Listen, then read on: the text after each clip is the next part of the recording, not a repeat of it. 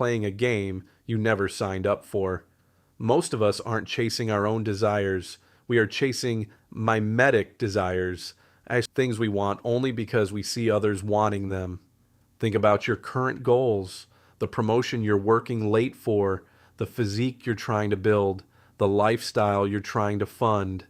Ask yourself, if you could never tell a soul about your achievements and no one would ever see your progress, would you still want them? When we chase goals given to us by society, parents, or peers, we are essentially building a monument to someone else's values. This is why achieving them feels like a non event. You hit the target, you wait for the surge of dopamine, the feeling of, I've made it, but it never comes. Instead, there's just a quiet, cold realization that you have to find a new target to distract yourself from the emptiness. We have become experts at optimization, but we are optimizing for the wrong variables.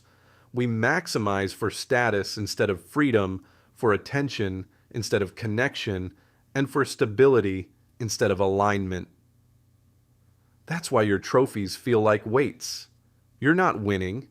You're just becoming more heavily decorated in a cage of your own making. There is a common misconception that being lost looks like standing still.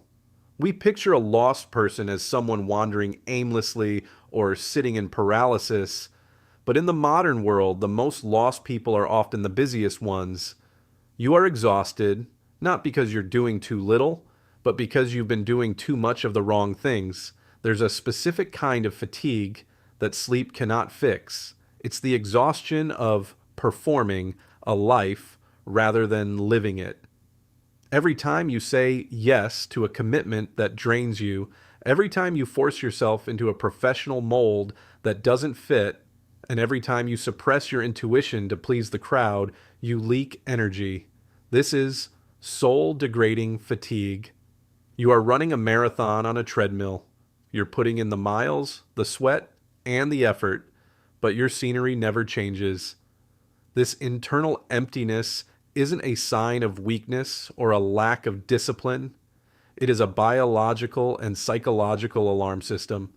Just as physical pain tells you to move your hand away from a flame, this feeling of being lost is your psyche's way of screaming that your current environment is toxic to your growth. You aren't burnt out because you're working hard. You're burnt out because the work doesn't mean anything to you. Now, let's look at the most powerful realization you can have. Maybe the problem isn't that you're behind in life.